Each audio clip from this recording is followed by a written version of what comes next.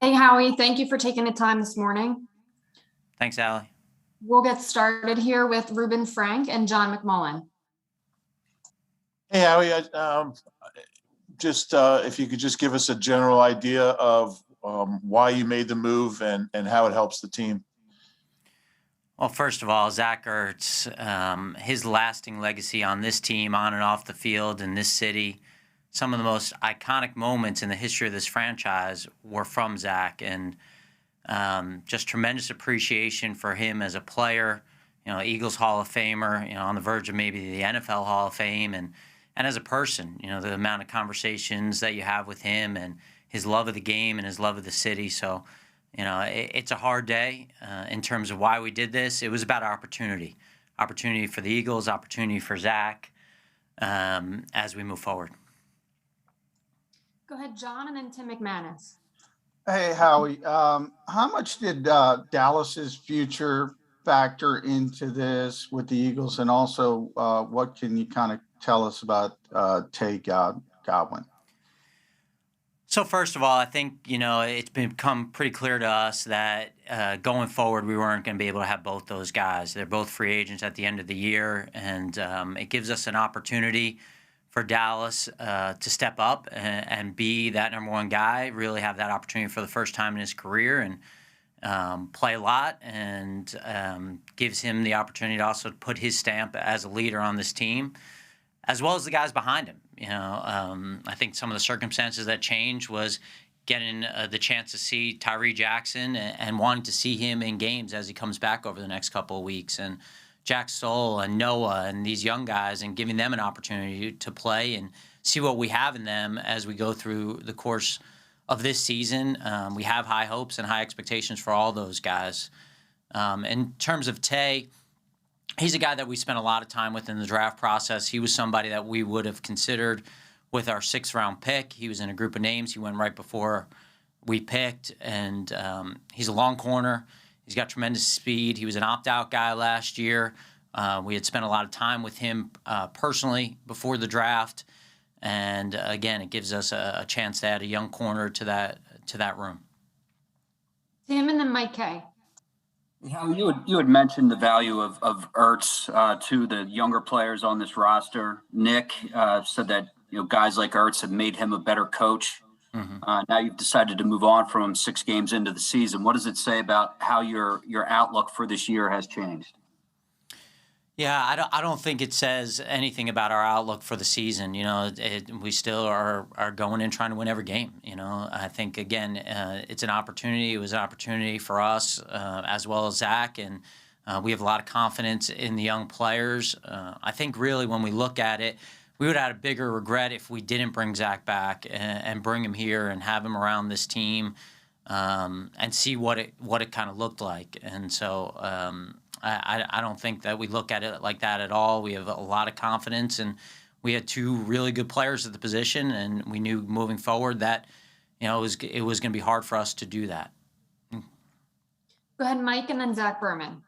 Howie, with Zach's importance to the organization, and obviously you guys took your time making this deal, you had other opportunities. How much collaboration did you have with his representation and with Zach throughout this process before this deal was made? Because it seemed like Zach kind of knew what was happening. Really a lot of communication with Zach, and gave Zach a really heads up about kind of this process on Tuesday.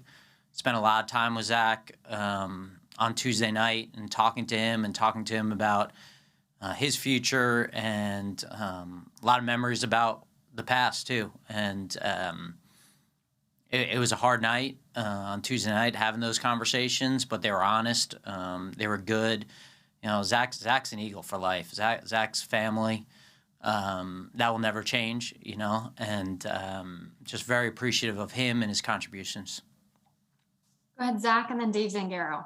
Hey, Howie, following up on Tim's previous question, obviously we've spoken to you about the potential of trading Zach before, and you said you would have regretted not bringing him back this year. How does the compensation compare to what you could have had, say, in the spring? And why do you feel so staunchly that you would have regretted not bringing him back? Yeah, this was the right opportunity. This was the best opportunity for both us and Zach. And I think, you got to look at it. They're really, from our perspective, and, never going to be easy trading Zach Ertz. No, not an easy day for any of us. But from our perspective, the opportunity to see Dallas in a larger role. And obviously, he's a free agent. And there's no secret that that's obviously something here going forward that we have to address. And so getting him in a role where it's not just, sharing time and he's the guy, because, in terms of our bargaining power, there's going to be no discount on Dallas Goedert, and so we know that. So we want to get as much information and give him as much opportunity to take over that and see him in that role as possible, as opposed to guessing on it. And then you talk about our young guys. And I think what changed a little for us, the surprise of camp, and it was just camp because we didn't see in the preseason games, was Tyree. And just seeing how he's working to get back and the skills that he has in his body.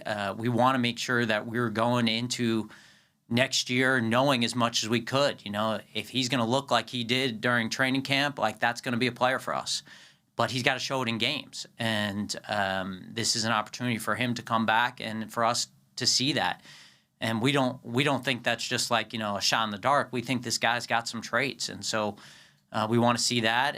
And Jack and Noah are two guys that we've been high on. So this isn't like, we think we're bare at that position.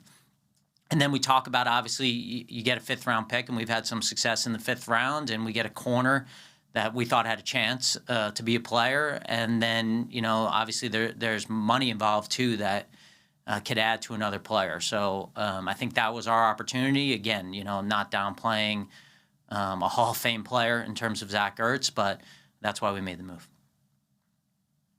Go ahead, Dave, and then Bo Wolf. Howie, this was kind of a long saga with Zach, and I think it's fair to say the relationship between him and the team was strained at some points during it. Does he leave here on good terms, and was that important to you? Yeah, Dave, this isn't days of our lives, my man. Zach's somebody that we have a very, very close relationship with, and that doesn't mean, just like everybody in their personal lives, there aren't ups and downs, and there are moments when you don't see eye to eye. But this is a guy who is family to us. This is a guy that, I don't know how many other players since I've been here that, you talk to 2 days before a game, and you talk about the opportunity and you kind of talk through it with them. And Zach will be a friend for life. We'll be celebrating for life. This isn't like an obituary here. I said when we left, we're not saying goodbye. So there's no hard feelings at all. It's family, with us and Zach. I personally drafted Zach Ertz.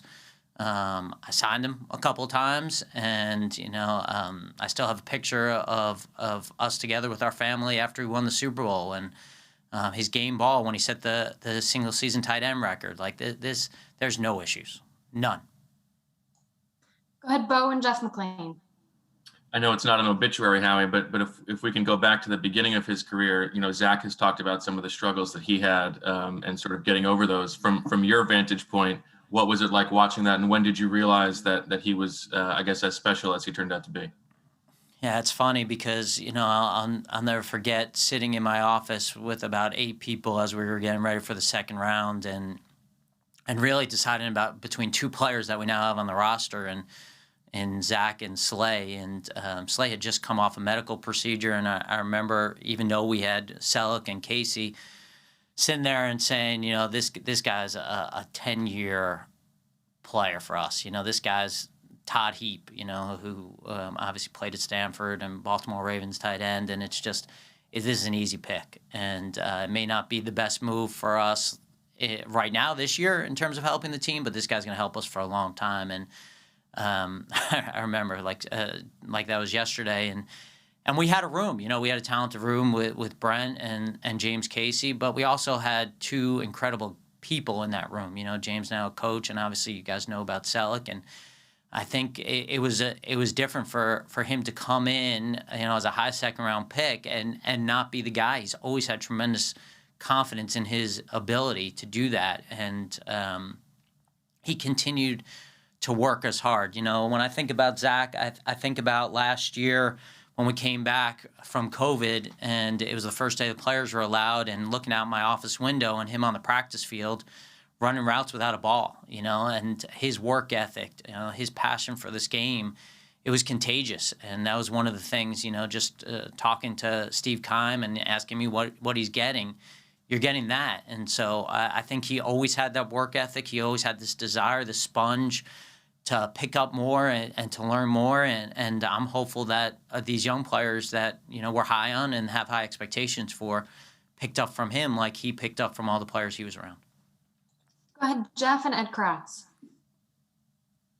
Howie, you have a couple more games here before the trade deadline. If things go south a little more, I mean, is that going to open it up the possibility that you'll be willing to sell more of your older players? Yeah, I don't view us as being sellers. I view us as still having an opportunity in the next 11 games to show what kind of team we are. And I think this was more about the opportunity to really put the pieces of the puzzle together for this team at that position and kind of moving forward. It's not to give up on the season by any way, shape, or form. I'm certainly not thinking about anything going south, Jeff, but we're thinking about the opportunity we have in front of us starting with Vegas next week. And I know that'll be a huge travel game for our fans. And, after we get through this weekend, we'll be excited for that opportunity. Go ahead, Ed, and then Martin Frank. Yeah, hi, Howie. Thanks for doing this. Just you talked about the discussions you had Tuesday night about the possibility of this. When did the trade get consummated? Was it after the game, or did Zach go into last night's game knowing that he was going to be traded?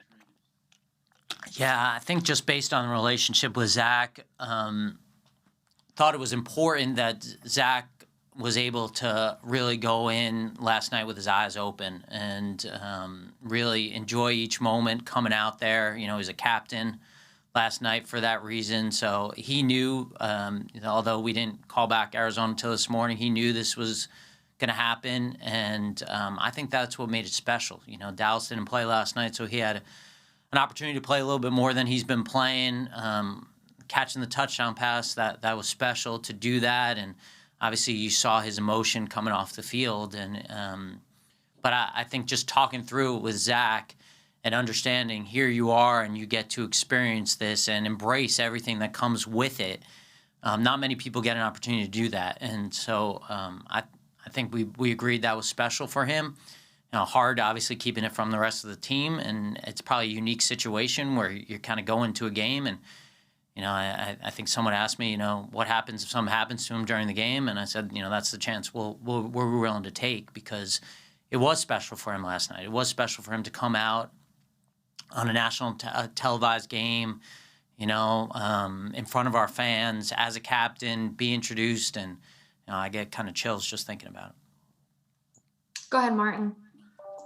Hey, Howie, you alluded to the fact earlier about Zach's impact on the younger tight ends. Do you think his impact was also just through his professionalism with the way he kind of went through everything that was going on since the offseason? And how do you think that kind of impacted those younger guys seeing that?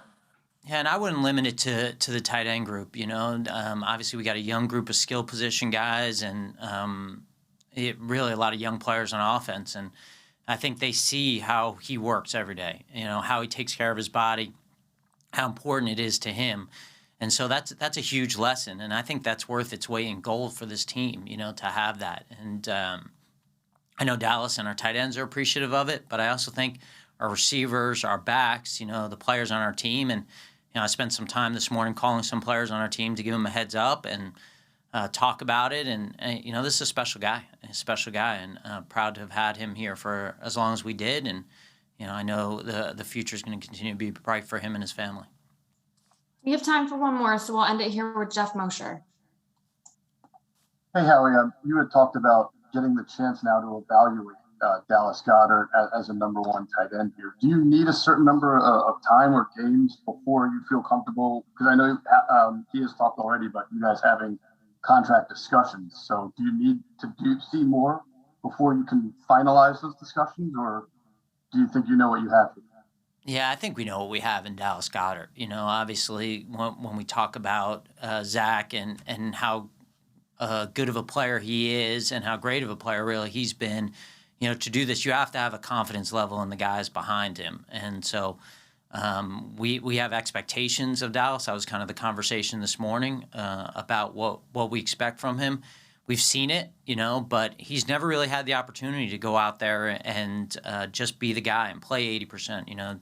Zach mentioned to me that, he was playing 80% of the plays in the past couple of years. Like, he wasn't really splitting time. And so they both have been splitting time, and I'm not sure either of them was able to get into the rhythm that they need because of the kind of players they are when they're splitting time. So we have high expectations. This isn't something like, we have to see a certain number of things before we know. I think we know in Dallas who he is, but at the same time, he's got to take that, and he's got to take that baton and run with it.